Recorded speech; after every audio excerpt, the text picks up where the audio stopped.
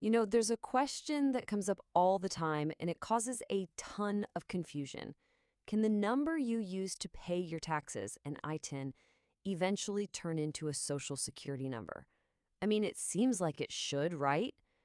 But the answer, well, it might surprise you. Let's get right into it. Okay, let's just put the main question right out there, front and center.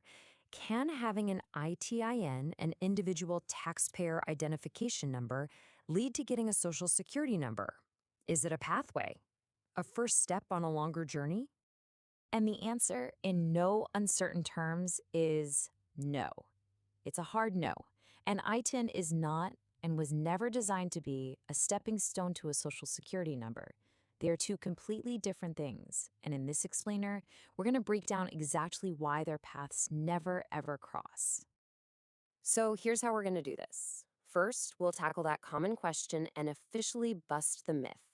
Then we'll get into what an ITIN actually is and compare it directly to an SSN.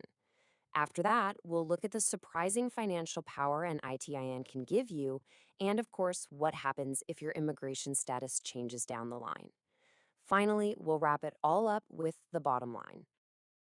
All right, first things first, let's just bust this myth wide open. The idea that an ITIN is some kind of temporary number that magically converts into an SSN is probably one of the biggest misconceptions out there. They are fundamentally different tools, built for different people for entirely different reasons. So, to really get why these two numbers don't connect, we have to go back to the very beginning. What exactly is an ITIN?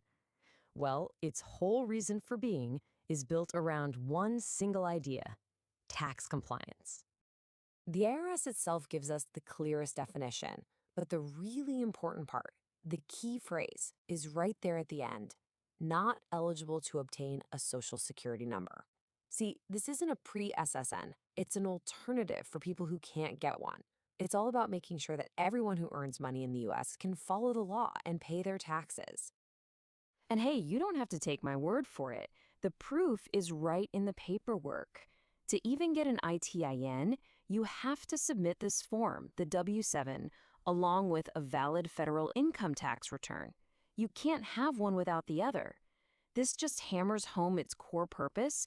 You get an ITIN because you have to file taxes. Period. All right, so we've established that an ITIN is a tax tool. Now let's put it side by side with an SSN. This is where it all becomes crystal clear. Think of them as two parallel tracks on a railway. They run alongside each other, but they are never going to merge. This chart just lays it all out.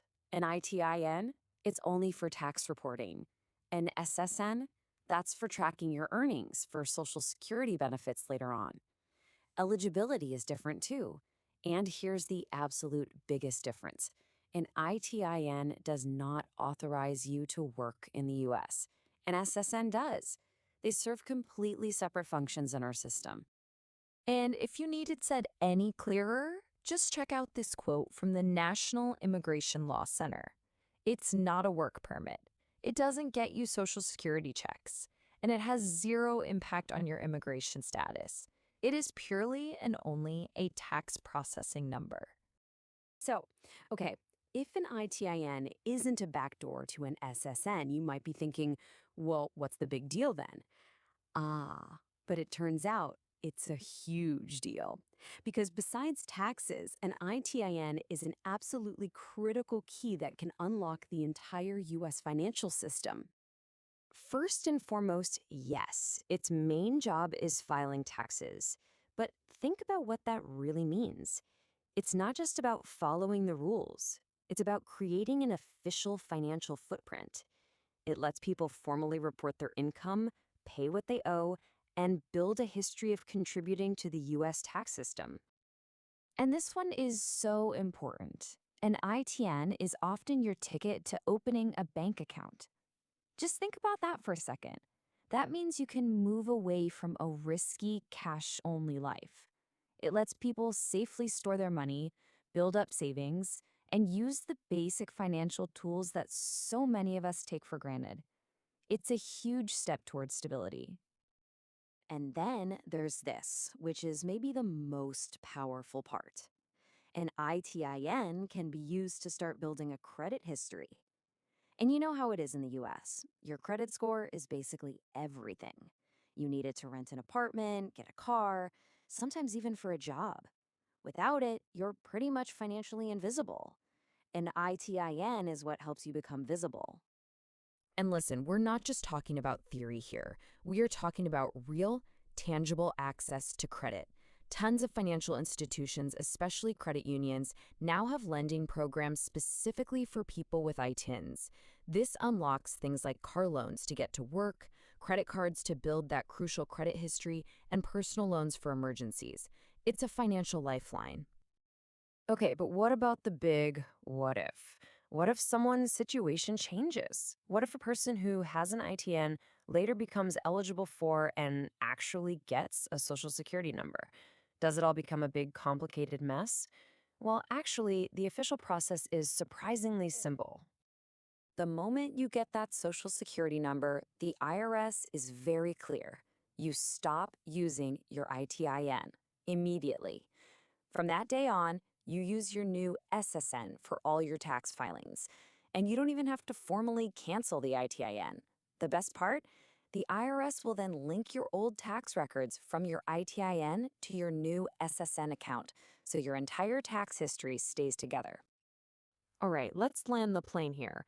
After everything we've talked about, what's the real bottom line? What is the true role of an ITIN in the US today?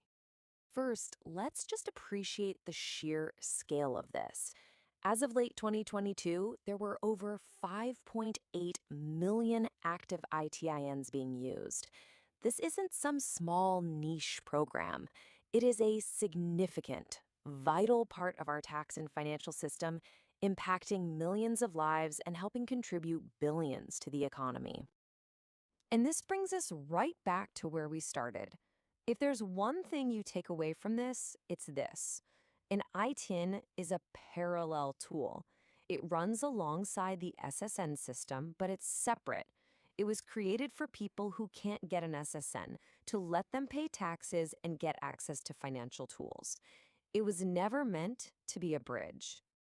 So I'll just leave you with this final thought. We've established that an ITIN isn't a path to a social security number.